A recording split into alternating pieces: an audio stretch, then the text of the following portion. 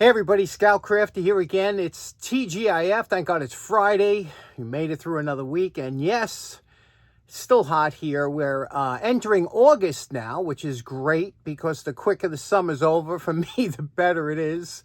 But this month tends to go pretty quick, August. And it was pretty hot and soupy today. And then we just had a big thunder shower, you know. So you say, oh, good, maybe that'll cool things off. You ever notice sometimes after a thunder shower, it gets even worse? You go outside and say, oh, I can't even breathe. It's just humid and gross. I mean, it's almost midnight here, and it's just terrible outside. I feel bad for all the animals with their fur on have to deal with this, you know. We have a couple things to get to today, some things that we got to catch up on. So let's get started right away. Okay, you might remember last month we did this nice entrenching tool, right? Came out real nice. Okay, to start off with, you remember we did this nice entrenching tool last month, right? World War II, 1944, but what it needed was a case. So I ordered the case, I received it in the mail. This is a genuine 80-year-old U.S. military case. There are different types that they had, but this had the little leather over here and the canvas over here. This is added. This is what put this onto your cartridge belt. Never liked these things. They're always a pain to put on, but once they were on, they stayed on.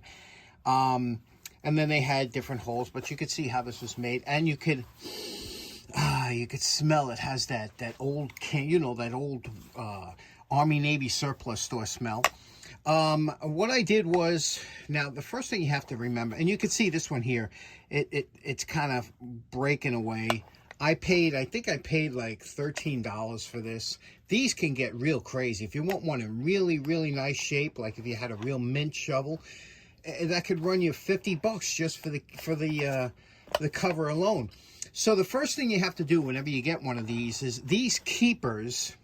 They use these in marine covers, things like that. These keepers are always a little bit of a hassle. But the first thing you have to do before you try and snap it and stuff, because it's old, take an awl.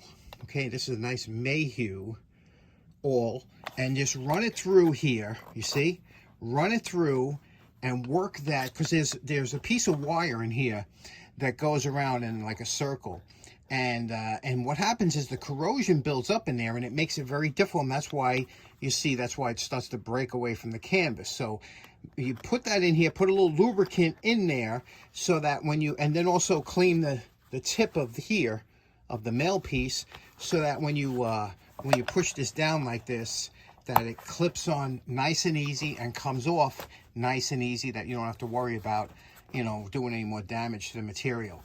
But let me show you how nice and tight this fits in here. Now this goes in like this, and you can see there's a hole in the bottom that the handle passes through, and then the blade. And that's why it's got these leather. You see that leather on both sides?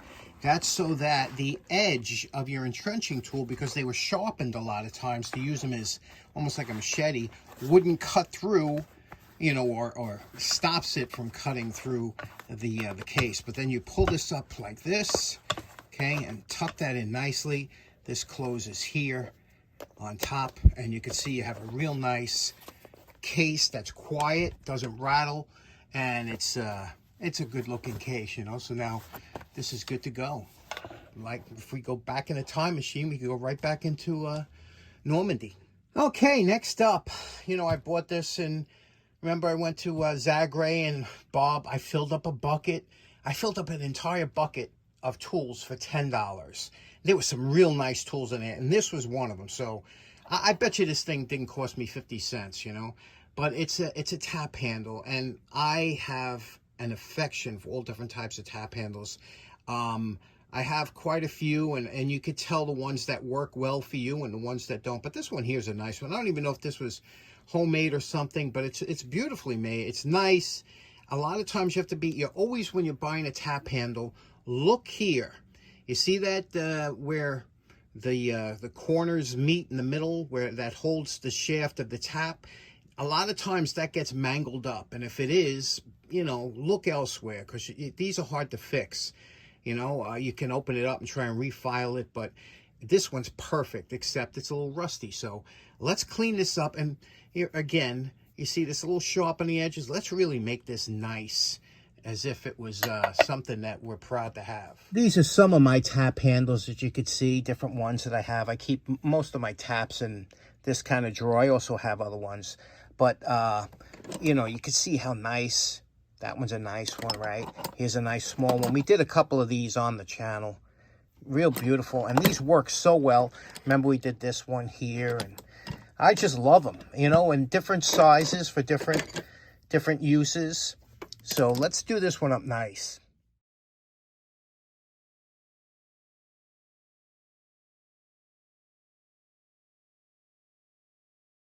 Now, you know my favorite part. Remember what this 50-cent tap handle looked like before we started? And we're calling this project done. Just a nice little tap handle, right? You can see what we did here. Cleaned everything up, got all the scratches out of it, beveled all the edges, cleaned the threads, lubricated it with mineral oil, and just beautiful, right? Now, this is because of that, what I was telling you there, where it grabs the tap. This is most likely meant for light duty application. So what you would do is you would take like a tap, like here's a smaller tap, put it in here, tighten it down, and you could see here, that's a small tap. And you don't want to obviously put too much torque on a small tap, but this is just a nice feel on here. And you could probably go up, I would probably go up as far with this particular tap handle as a 1/4 inch, even though you could fit a larger tap in here. With that small gripping area, I wouldn't want too much, but you could see there, just beautiful. Tightens up real nice, very smooth in the hand, no sharp edges now. What do you think? Isn't that beautiful? I love this. Now here's what I was talking about, the jaws of that tap handle. Now this will you could put a big tap in this one, but notice how little of a contact surface you have with the corner here. That could damage that small area there, whereas if you use this one, now this is only a little bit bigger, but notice here, much bigger grip in there to put this tap in, okay? You have a much better purchase on the corner here than you do with that small one. That's why don't overstress your tap handles, and that's why I always see a lot of these buggered up, and it's just use the right tool for the job you're doing. Okay, next up, I told you there's a really good lock show coming up August 3rd in Lancaster, Pennsylvania. Lancaster Lock Show. If you're interested, look it up online, and that's a great show. If you're into padlocks or you want to get started collecting, that's where you get some fantastic deals. Anyway, I wanted to show you this one here. This here is a Squire. I have a few of these. Very interesting. Squire's been in business since 1780, okay? 1780 they've been making locks. Think about how long that is. Now, what's interesting about this one here, this is their old style lock, and this is the kind of locks that they made back in the day. This was a very common type of padlock. You could see here. And you can see what it looks like here. It's plate steel. This is galvanized. They're great for outdoors because the way it's got a little actual covering that, you know, keeps dirt and stuff out. But the way this is made, it's the tolerances are made that'll work in ice and snow and sleet. They're good. It's got a 10-year warranty. So, I mean, it's good for, however, it's what they consider a nuisance lock. Now, remember, we all say padlocks are meant to keep honest people out, okay? Because anybody that tells you, oh, I got an unpickable, nobody picks locks, nobody breaks it. I can cut through any lock with a portable Sawzall. It means nothing. However, it's meant to keep honest people or nuisance people, like for poachers or something that might be coming onto your property. You know, this will give them a little bit to think about, or 15 minutes worth of breaking it or whatever. So, but let me show you the interesting thing about this and how it works. Now you can see the interesting type of key that it has, right? It's an interesting looking key, old-fashioned style. That's the key number 71. So you can get, if you need certain keys with this, certain locks with the same key, you just look for number 71. How this works is you would, and again, this has 4 levers, okay? That means there's 4 levers that this has to cut through. Each key will be cut different. You open up your hatch here, you press this through. When you do, that little tip of the key will line up with that hole there. You see that hole there? And then you just turn it like this, you open it, and then there's no spring that opens it up, just a lever like this, okay? And to close it, you just reverse it like that, and Bob's your uncle. Now, Squire is an English lock. It's in the UK. This one here's the 440. I have another lock coming. The reason I'm showing you this now, I have a big one that I'm going to make into a see-through so that you can see how the operations work. But very interesting. Since 1780, you see they even put that on the back of their lock. And I just always like this. I always like the style and that it's a brand new lock. Now, the funny thing is, you can see here, you see this number here, this number system, 1 through 10. This is rated as the number 3. So this means this has a security rating of 3 out of 10. So like I said, it's considered a nuisance lock. This will keep the average person out of your gate. Anybody that comes with tools or a saw or anything will be able to get through this, no problem. But notice the weak point of this lock. I want you to take a look at it, and I want to show you the weak point of this lock, okay? Now, the weak point of this particular lock is this pin right here. You see that pin? Because this, no matter, this is what, maybe 5/16 of an inch thick, the shackle. However, this pin is only 1/8 of an inch thick.